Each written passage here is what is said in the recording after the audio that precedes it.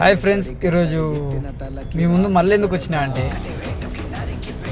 బండిని బాగానే బుక్ చేసుకుంటారు. అది కస్టమర్ అయినా సరే, ఆఫీస్ ఎంప్లాయీస్ అయినా సరే, ఈ ముంగటి సీట్లో కూర్చుంటే మీకు కుసబుద్ధి కాదా? పెట్టుకోరు, ఇది అది ఇచ్చి పెట్టి ఇవన్నీ ఇట్లా తిప్పుకుంటా, ఇవి కింద మీద చేసుకుంటా. ఇది ఎవడన్నా ఖరాబ్ అయితే ఇది ఎవడు కట్టాలి పైసలు?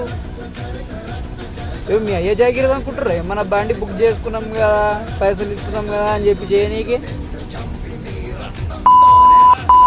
మొత్తం ఒత్తి ఒత్తి పడేస్తారు. అంత సీటు ఉంటే గమ్మ కూర్చోవాలి, లేకుంటే